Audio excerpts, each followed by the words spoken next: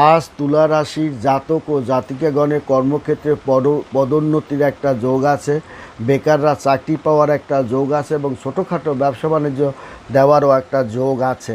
কারণ আপনার শরীর এবং মানসিক অবস্থা ভালো যাবে।